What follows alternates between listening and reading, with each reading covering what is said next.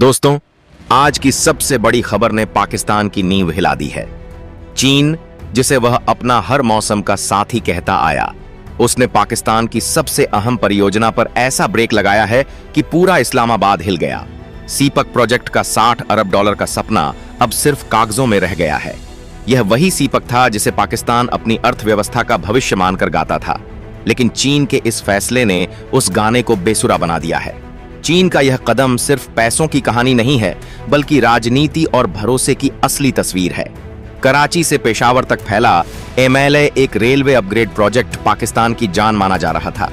इसे लेकर इस्लामाबाद ने बड़े बड़े दावे किए थे कि अब उनका माल ढुलाई तिगुनी स्पीड से होगा, उद्योग जगमगाएंगे और जनता को रोजगार की बरसात मिलेगी। लेकिन चीन ने ऐलान कर दिया, हम इसमें पैसा नहीं लगाएंगे। शहबाज शरीफ हाल ही में बीजिंग दौरे पर गए थे। उम्मीद थी कि चीन इस सीपक फेज 2 में भारी फंडिंग की झड़ी लगाएगा, लेकिन वहां से जो पैकेज मिला वह पाकिस्तान के लिए अपमानजनक था। सिर्फ $8.5 अरब के समझौते, और वह भी खेती, इलेक्ट्रिक गाड़ियों और हेल्थ सेक्टर जैसी चीजों के लिए। पाकिस्तान के लिए यह वैसा ही झटका था जैसे कोई बैंक लोन मांगने जाए और उसे कुछ छुटपुट सिक्के पकड़ाकर लौटा दिया जाए। अब पाकिस्तान की मुश्किल यह है कि उसके पास विकल्प खत्म होते जा रहे हैं। एशियन डेवलपमेंट बैंक के दरवाजे खटखटाने पड़ रहे हैं। $2 अरब का कर्ज मांगा जा चुका है। यह वही देश है जिसने चीन को अपना सब कुछ सौंप दिया था, लेकिन अब वह चीन की बजाय दूसरे बैंकों से मदद मांग रहा है। सवाल यह है कि जब चीन भरोसा नहीं कर रहा तो बाकी कौन करेगा? इस पूरी कहानी में असली चोट पाकिस्तान की प्रतिष्ठा पर लगी है। दुनिया ने देख लिया कि पाकिस्तान जैसा देश अपने सबसे करीबी दोस्त के सामने भी भरोसेमंद नहीं है। चीन की अर्थव्यवस्था पर पहले से दबाव है। बेल्ट एंड रोड में लगाए गए अरबों डॉलर डूब चुके हैं। पाकिस्तान ने जो कर्ज लिया उसका भुगतान नहीं हुआ। ऐसे में बीजिंग ने साफ कर दिया कि वह अब और पैसे डुबोने वाला नहीं। पाकिस्तान के लिए यह झटका इतना बड़ा है क्योंकि उसके भविष्य की आखिरी उम्मीद बलूचिस्तान का रेकोडिक प्रोजेक्ट है।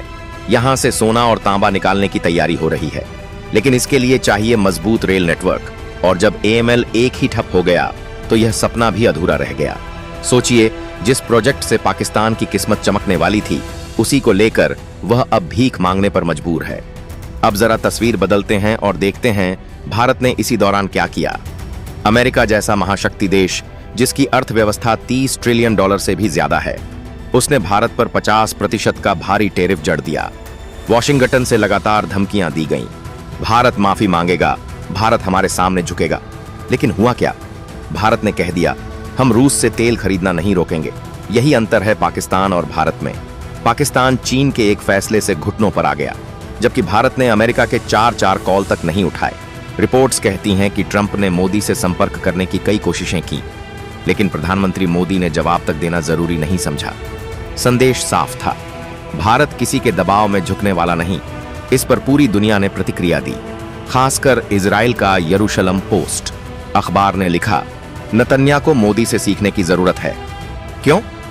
क्योंकि मोदी ने दबाव में झुककर माफी नहीं मांगी। उन्होंने राष्ट्रीय सम्मान को किसी समझौते से ऊपर रखा। वहीं इजराइल ने खान यूनुस हमले में पत्रकारों की मौत पर तुरंत सफाई और माफी दी थी। अखबार ने इसे कमजोरी बताया। यरूशलम पोस्ट ने अपने संपादकीय में साफ लिखा कि भारत ने दिखा दिया, आत्मसम्मान ही रणनीति है। मोदी ने दुनिया को संदेश दिया कि चाहे सुपर पावर हो या कोई और, भारत अपने फैसले खुद करेगा। नेतन्याहू को भी यही रास्ता अपनाना होगा, वरना इजराइल की साख गिरती जाएगी। अब फर्क देखिए, पाकिस्तान के आर्मी चीफ असीम मुनीर वॉशिंगटन बुलावे पर तुरंत पहुंच जाते हैं। वहीं भारत का प्रधानमंत्री ट्रंप के फोन तक नहीं उठाता। पाकिस्तान मदद के लिए दर दर भटकता है और भारत अमेरिका की आंखों में आंख डालकर जवाब देता है। यही असली ताकत है। चीन ने पाकिस्तान को जो सबक दिया वह यह है कि किसी एक देश पर आंख मूंदकर भरोसा करना मूर्खता है। पाकिस्तान ने यही किया और आज डूब रहा है, जबकि भारत ने दिखा दिया कि सुपर पावर की धमकियों को अनसुना कर भी आगे बढ़ा जा सकता है। यही फर्क किसी देश को कमजोर या मजबूत बनाता है। अगर पाकिस्तान सोच रहा था कि चीन उसके लिए हमेशा खजाना खोलकर रखेगा, तो यह उसकी सबसे बड़ी भूल थी। चीन की प्राथमिकता अपनी अर्थव्यवस्था बचाना है, न कि पाकिस्तान को खड़ा करना। इसलिए उसने EML एक जैसे महंगे प्रोजेक्ट से किनारा कर लिया। वहीं भारत ने दुनिया को संदेश दिया, हम अपने तेल, अपने व्यापार और अपने फैसले खुद तय करेंगे। ट्रंप की टीम ने भारत को धमकी दी थी कि अगर रूस से नाता नहीं तोड़ा तो और टैरिफ लगाए जाएंगे। यहां तक कि कहा गया कि भारत की हालत कनाडा जैसी हो जाएगी। लेकिन भारत ने उनकी हर बात हवा में उड़ा दी और यह देखकर दुनिया दंग रह गई कि जो देश कभी डेवलपिंग कहकर खारिज किया जाता था, वही अब अमेरिका की आंखों में आंख डालकर खड़ा है। इस पूरी कहानी से एक बड़ा संदेश निकलता है। पाकिस्तान और भारत की डिप्लोमेसी का फर्क। पाकिस्तान का भविष्य अब दूसरों के कर्ज पर टिका है, जबकि भारत ने आत्मसम्मान को रणनीतिक हथियार बना लिया है। एक देश भीख मांग रहा है और दूसरा देश शर्तें तय कर रहा है। यही कारण है कि अंतर्राष्ट्रीय राजनीति अब नई दिशा में जा रही है। कोई देश सिर्फ कर्ज पर नहीं टिक सकता और कोई देश सिर्फ धमकियों से भी नहीं झुक सकता। पाकिस्तान की हालत सबके सामने है और भारत की मिसाल पूरी दुनिया में दी जा रही है।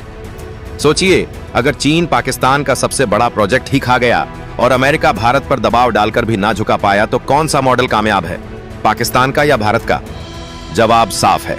पाकिस्तान आज अस्तित्व की लड़ाई लड़ रहा है और भारत आज दूसरों के लिए सीख बन चुका है।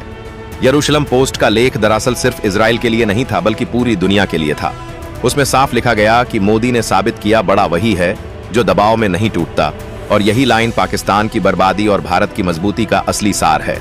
आने वाले समय में पाकिस्तान किस रास्ते पर जाएगा, यह तो वही जाते जाने, लेकिन एक बात तय है कि अब उसका चीन पर आंख मूंद कर भरोसा खत्म हो चुका है और दूसरी तरफ भारत ने जिस आत्मनिर्भर और आत्मसम्मान वाली नीति को अपनाया है, वही उसे और मजबूत बनाएगी।